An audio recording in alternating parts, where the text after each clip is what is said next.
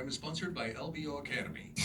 This is the Lifestyle Business Owner Show, where we talk about the street smarts of small business. Your hosts are Aaron and Mayumi Muller, owners of 8 companies that run without them, and founders of the LBO Academy. It's your turn to discover how you can own a business that runs without you. Now, here's Aaron and Mayumi. Hello, everyone. You're listening to Aaron Muller with the Lifestyle Business Owner Show, where we talk about the street smarts of small business. If you can't listen to this entire show today, you can always go to lboradio.com. That's lboradio.com and get this episode and any other previous episode we've done. Our guest today is David Shriner-Cahn. He is a recognized authority on entrepreneurship, leadership development, and the host of the business podcast Smashing The Plateau. It features in Forbes Magazine's 3 podcasts to power up your ultra lean business, and Inc. Magazine's 5 entrepreneurs that will change the way you communicate.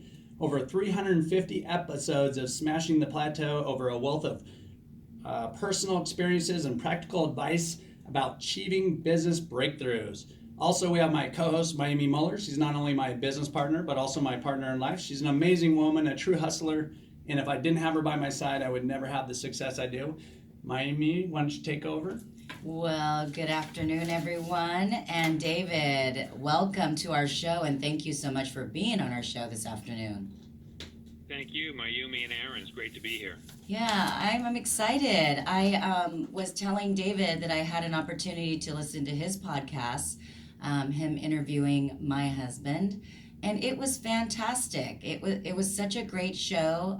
David, you asked amazing questions, and it's going to kind of segue me into this, telling us about yourself and why did you name your show Smashing the Plateau? Well, I find that lots of people have ideas in business. Mm-hmm. Very few are able to implement those ideas long enough to see the kind of success that they want. And there are a lot of shows out there about how to start a business, getting started, all that. I find that it's really challenging to have the perseverance to generate results, especially if it takes a long time. I just had a guest, we just recorded an episode actually a couple of hours ago, a guest who talked about how from idea until today is about 10 years. He thought about his business for 5 years before he actually launched it. Yeah. And he spent 3 years making horrible mistakes, lost a ton of money, until he found the niche and the system that proved to be financially successful, and now he's crushing it. But think about what that takes, and people around him, particularly those who were not entrepreneurs, thought he was crazy. Oh, yeah. Well, because he just pushed through the plateau. Is that the concept? Well, he was on a plateau for 10 years. But he could have stopped, right? But it's just perseverance, pushing through that point.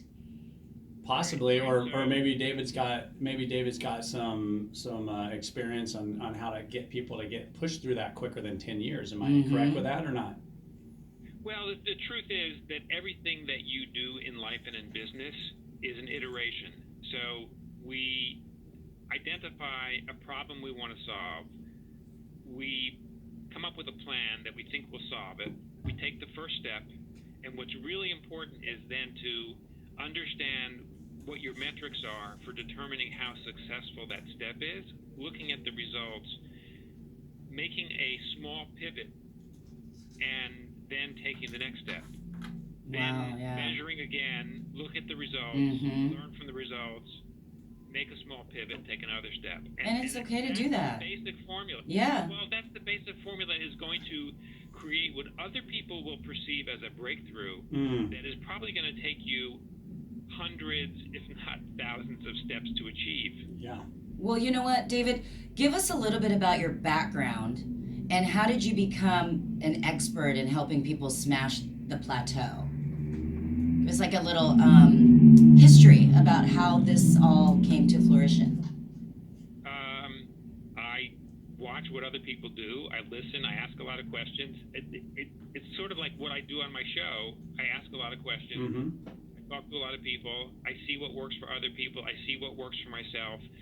I personally, just, quick synopsis of my story, started out my professional life as a chemical engineer, so I have analytical training. Wow. And my sort of go-to formula for solving a problem is, where do I want to end up, and how do I reverse engineer that? What are all the steps I need to accomplish in reverse order to get to the result that I want? Well, so that's right. So that's sort of the basis of the way I think. In actual practice, I worked as an engineer for a relatively short amount of time, for a few years, and then I went into the nonprofit sector because I wasn't really happy serving the kinds of doing the kinds of work that I was doing as an engineer. I wanted to do something where I had face-to-face interaction with people in a community where I saw a direct impact. I did that for 20 plus years, learned a lot about leadership and management, and then I just started a consulting business. And what I realized when I started a consulting business with, at that point I had probably, 25 to 30 years of work experience. I knew an awful lot about my subject matter, which was leadership and management. I didn't know a lot about how to run a small business. Well, I've learned over the last, I started in 2006, so now it's 12 years. I've learned a lot about how to run a small business. I've helped a ton of people with their small businesses. I've helped them become better leaders, and I see what works. And again, there's some basic steps that you need to take, but they're not easy. No. They never are, and they have to be willing. The people have to be willing to make those changes, right? And so I'm sure you have a difficult times, as all consultants, when you're educating or you're trying to help a client out. How do you get through the challenge where they're not implementing things that you're giving them advice on? I mean, how do you deal with that?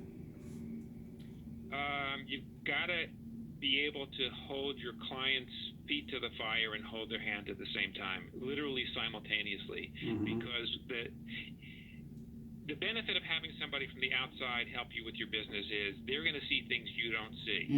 They will help you see what are blind spots for you. So it's really important to ask for help when you know that you're stuck with something, and to find somebody where there's some synergy. And then what you need to do as the outside person is realize what the company needs, help them access those resources in the most efficient way possible, and help them implement them. I'll give you one example. A long-term client that is in a tough industry where there's a lot of competition. There's competition from bigger companies, from smaller companies, and the customers, many of them think about the offering as a commodity, when in reality what they really need is somebody who's providing high quality service. And if you can differentiate yourself on that high quality service, you're going to get repeat business.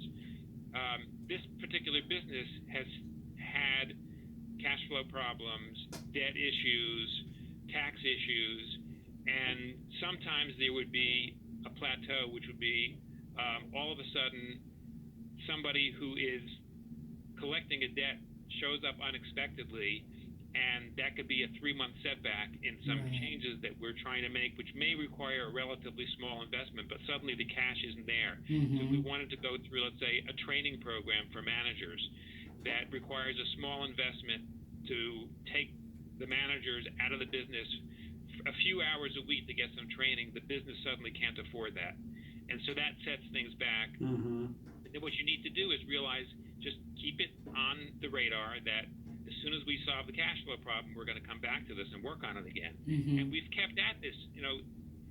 It's taken time, but we've kept at it, and cash flow has gotten better. Business has grown significantly. The staff has gotten much better at what they do, but it's not quick.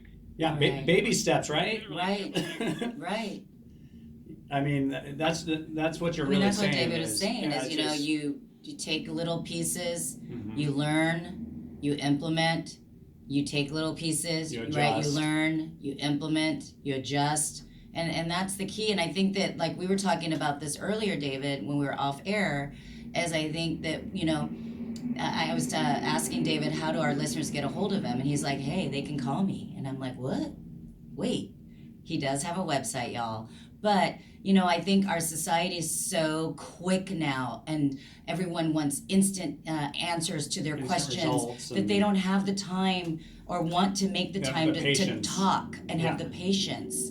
And so I like that you helped that customer of yours, which is great because we really focus and strive to have extremely great, wonderful, high customer service with all of our companies, because there's auto shops all over the place, right? You're not telling me what this business is, but if it's an auto shop or restaurant, there's Italian restaurants. But what's gonna put you aside and make you stand out if it's everyone's on the same foundation? And that would be the customer service. Absolutely. Customer service is gold. Yeah, I totally believe in that. Do we have time for another question, maybe? So I have a quick question, kind of going back on your on kind of your history, right? You have this engineer, really technical brain, and all of a sudden you said, "I want to start a podcast." Like, I mean, that's not a typical, you know, thing that an engineer is thinking. They might want to run the podcast in the back, but you know, to actually be the host and everything. Like, how did that come about? Well, there were a few years in between and a few steps and a few pivots in between. Essentially, what I did was I was successful running a small consulting business, and I looked at what people who I thought were doing a great job in my space were doing that I wasn't doing, and I saw they were generating content, and I started generating content. First, it was a blog, and then it was a podcast, and I discovered I really like asking questions. I like meeting new people, and I'm a good listener. So you put that together, and it actually works really well as a podcaster. So I've loved having the show, and I've met. At this point, I've had over 400 episodes. Wow! Look, Aaron, you and I got to meet because of the podcast. Yeah. No, that's cool. No, you're so right, man. I mean, you're so right. It is really neat, and there's so much. I mean, I know that I'm actually, you know, we bring people on our show that I'm using their services now, you know, same thing. Well, you know what? Today, you guys, we're talking with David Shriner-Cahn. He is a recognized authority on entrepreneurship, leadership development, and the host of the business podcast, Smashing The Plateau. You can reach out to him at www.smashingtheplateau.com. Make sure you guys follow us on the Lifestyle Business Owner Show on Facebook and Instagram. And you can always listen to us on lboradio.com.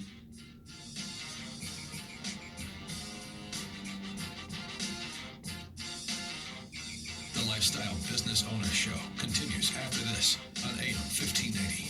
The Answer. Hey, David. Hi, Mayumi. Gosh, that 12 minutes, like, goes really fast. Every time. I don't like it. We're going to have to do, like, a hour podcast.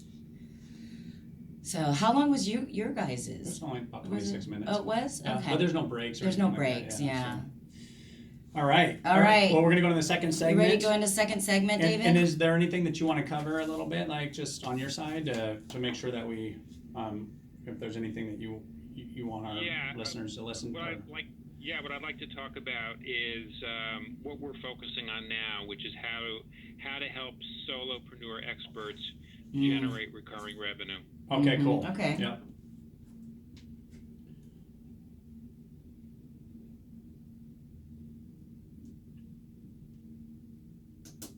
Do you want to ask that? Yeah, Okay. I'll, Okay.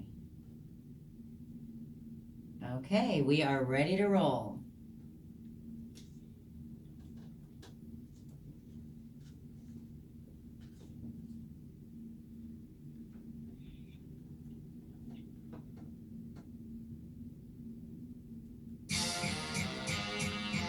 It pays to listen.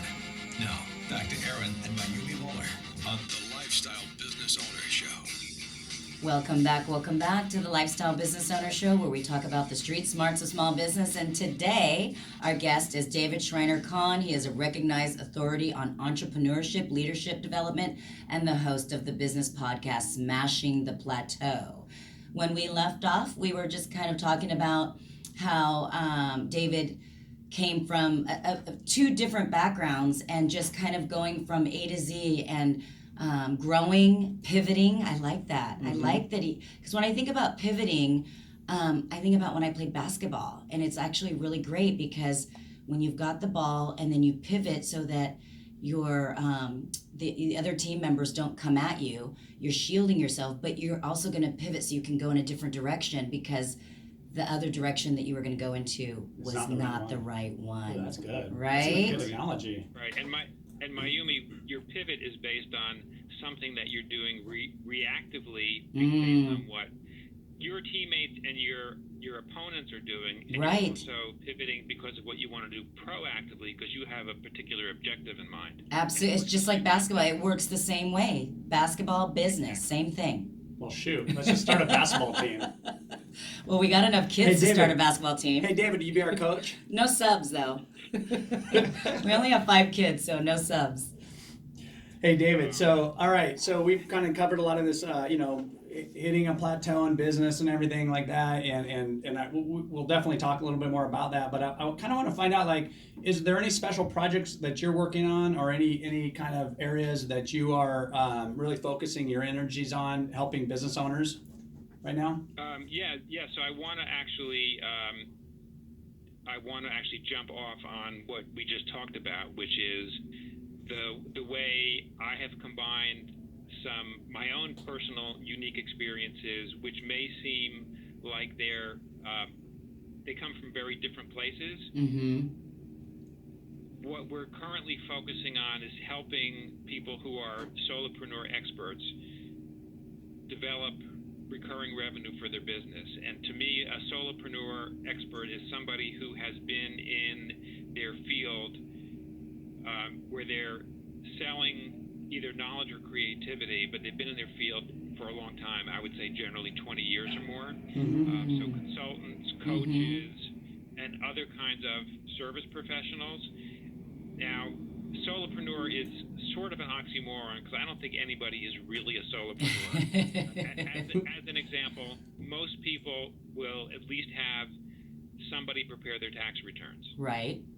Right. So that person is a member of your team. But to me, a solopreneur means that there's one primary person who's actually delivering the offering to the clients and customers. Right. So what? Yeah, go ahead. Oh no, I'm sorry. I'm sorry about that. Keep going. So solopreneurs generally have a very unique set of skills based on their knowledge and their experiences. And the challenge for somebody who has been in their field for a long time, particularly if their revenue is inconsistent, the challenge is, how do I deliver what I'm offering in a way that brings me steady income? And in particular, what they often think about is they contrast themselves to somebody who's an employee who's getting a steady paycheck, yet they really want to be an entrepreneur. They want to be doing something where they're the business owner. So how do you create the stability that an employee has, yet the flexibility that an entrepreneur has? And the other benefit about being an entrepreneur that an employee doesn't have, an entrepreneur, if he or she does it right, has the ability to scale and actually make a lot more money than you ever will as an employee. But you've got to be able to do it right. That's the hard part. Right. So there are some basic steps that we take people through, and for anybody who's listening who is a solopreneur expert, you can follow some of these. The first thing is you really got to understand what your unique skills are, and in particular, look for your super skills. The way that your combination of knowledge and experience is different than other people. What is unique about it? And there are ways that you can that we work with clients to actually help them through a process that unearths those skills and lets them shine. The second piece is, once you're clear on what your super skills are, you've got to understand what your personal goals and objectives are, whom you are most called to serve, who you really want to serve, what environment you want to work in, what kind of lifestyle do you want, what kind of working conditions do you want, and look at all of that, and then identify, based on the description, particularly about who you want to serve, what is the need in that marketplace that you are uniquely qualified to fill, and how can you fill it on a recurring basis. You put all of those pieces together, and you can have a great offering with recurring revenue that goes into your bank account every month like clockwork. That's awesome. I'm thinking, as you're saying, going through that process, I do have a handful of girlfriends that are solopreneurs, and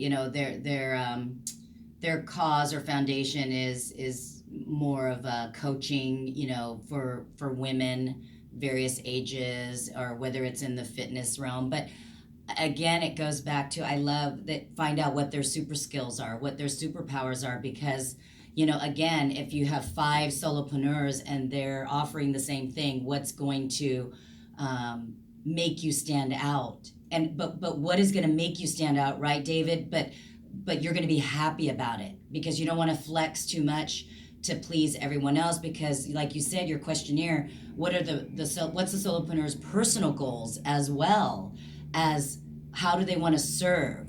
So it's kind of, it goes, well, I mean, it kind of goes to what Aaron wrote in his book, and I just wrote, we're going to do a segment on it, but it's really about, identifying and understanding the whole process and the whole team, which I love your brain, because you've got that background where you're all about systems and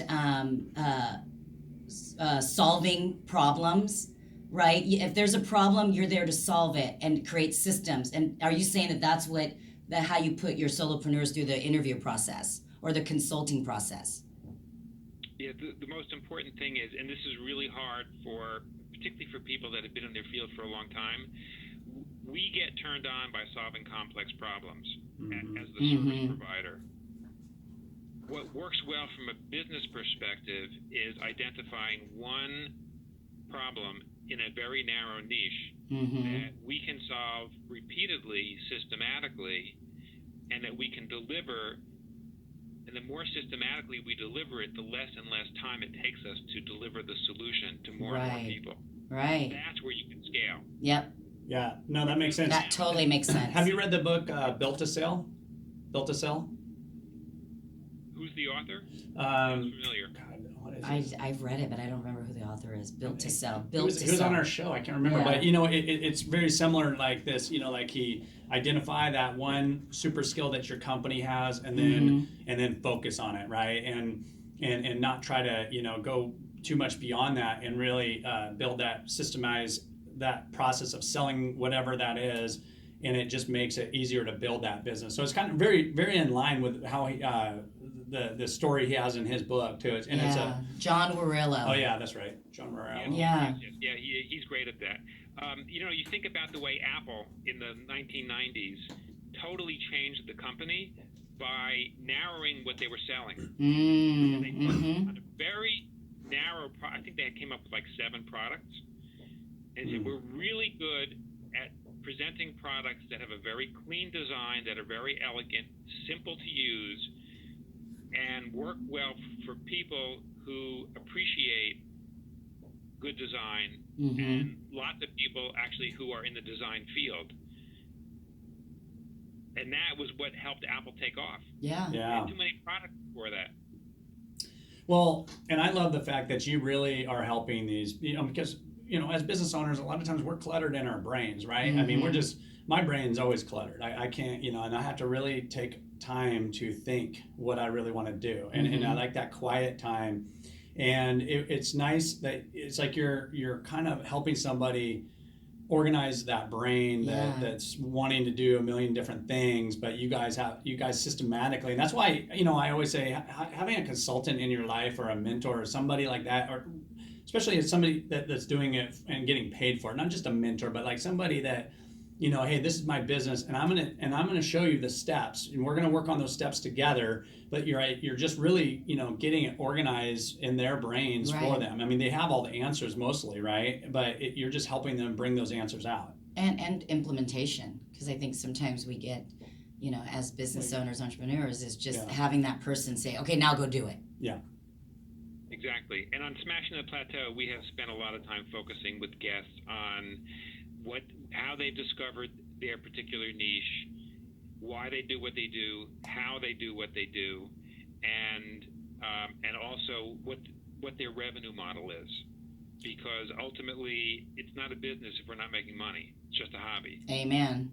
Yeah, that's true. So have you made adjustments, you know, like with your business model from what you started out when starting with this breaking the plateau or smashing the plateau? Have you changed your direction, like pivoted? Sure. Yeah, my business was actually nonprofit management consulting initially, and now it's focused on helping solopreneurs build recurring revenue.